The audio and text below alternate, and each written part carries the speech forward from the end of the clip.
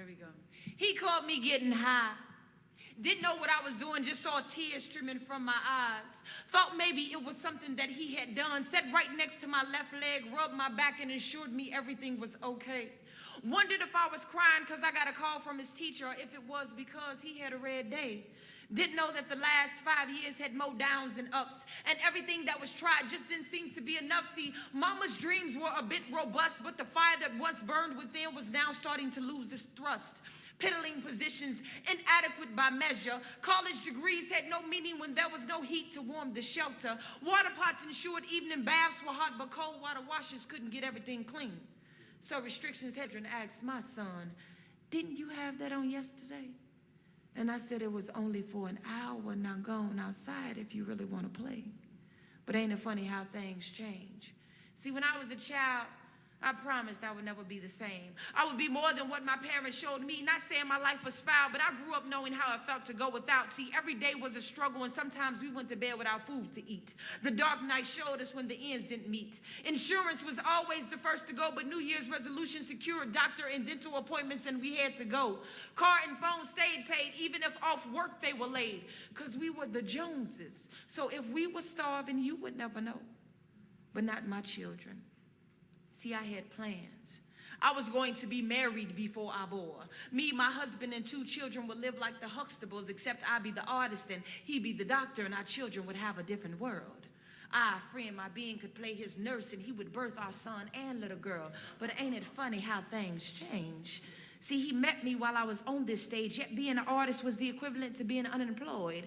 Unstable is how he worded it. Childhood dreams taken a bit too far now since we had children, cars, picket fence, front and backyard. He say, quit. I say, I thought I wasn't employed. He say, be a mother, as if that was a duty I had ignored. But there it was, on the table, your family or your artistry, choose. Never perplexed about what I had to do, but why do I have to bow down to a fool? Slavery versus freedom, given versus receiving, question my stability for the sake of the children, and he thought this be an ultimatum I could not refuse. So I whispered in the ear of Isabella Baumfree, told her she wrote this poem for me, before I looked him square in the eye and said, ain't I a woman? Then a mother is something I'm going to always be. Be it to you, this earth, or my children, I came here to birth, nourish, and water the seed. So if you think I'm going to leave or close the curtain because you feeling like a shadow, then maybe it's your stability that should be questioned in this court battle. But ain't it funny how things change? See, I never considered myself a user or an abuser. Lived that destruction while it ran its course through my daddy's line. Promised to quit, but like an addict, one hit was never enough, and getting another occupied most of my time. Hurry up, children, we're gonna miss our project time. Every chance on that line. Stolen moments of enjoyment, entertaining and repugnant, but I had to write. Those dead trees injected life into my nights, and every night it would just ease my state of mind. See, Langston wore me through those dreams deferred, but never did I think people would hate on the pedagogy of words. So I'm in dark places, moonlighting just to formulate subjects and verbs, hiding dotted I's, crossing T's when he left eye, because his nows have been attacking my independent clauses.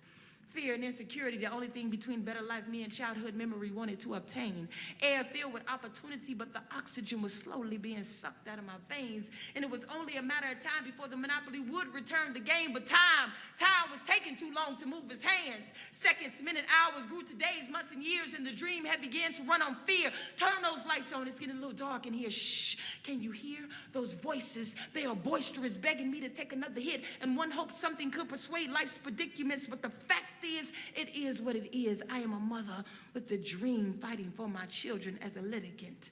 Respondent, state your name and occupation. Yes, I'm Tasha Jones, literary addict, fighting to keep my children while creating an environment with no casualties or fatalities, wanting to be an intellectual property, studied in textbooks, laureate of poetry, presenting workshops and seminars, donating millions to young scholars, brave new voices, guest speaking at your conferences and your churches, sitting in those big yellow chairs between Maya and Oprah, convincing the children that dreams do come true if you keep on believing and hoping, plus working toward the goal. Maybe I just want to grow old with secure wealth and own myself and provide for my children, their children, and their kids.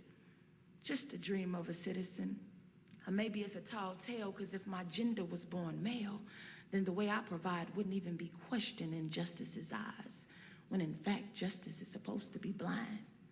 I would be the breadwinner, the provider, the antithesis of what I was being accused, to become the stabilizer. So you tell me what I should tell to my little girl.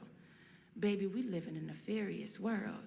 And if evil had its way, then Jesus wouldn't have woolly hair or copper skin. In fact, the pyramids would be in Europe, and men would own the company, cook and clean, follow and lead, plus birth the children.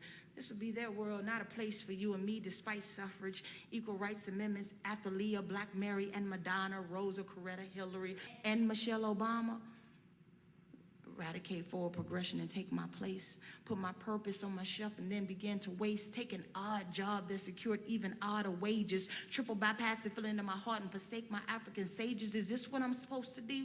Is this living while loving you? See, ain't nothing on this earth more demeaning than the person you love stabbing you and you refuse to see yourself bleeding.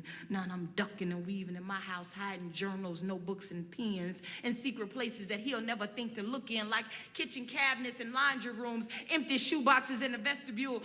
I hear jazz when he hit me. Listen closely, you can hear it too. It's like Coltrane and Etheridge, Mari Evans and West. I get high for Fabrino paper, leather binders, and book sets. I have entered my children in every library reading contest, and you don't have a 911 for me. What's the emergency? Yes, I like the trio lay, rhyme, lyric, sonnet, and haiku. And my children do too. I have phonetically taught them how to ride that white horse through those blue lines. Now that's all they do.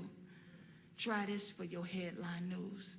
6-year-old boy tells counselor at school, my mama gets high off of poetry.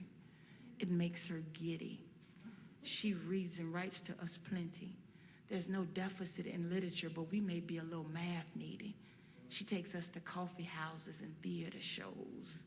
We've already met the last poets and seen August Wilson's lessons in pianos. My sister speaks in vibrato and I like prose. And sometimes we leave early so daddy won't bloody her nose. Sometimes they argue about why she won't let it go, and she say those are just words, letters and words, and she gotta hold on to teach us how to dream, create heaven when hell is in the midst of things. So when we see her on TV, we know that it was her who taught us how to read. When we see her on TV, we know that it was her who taught us how to dream. My daddy say she addicted, but she just mamaed a wee.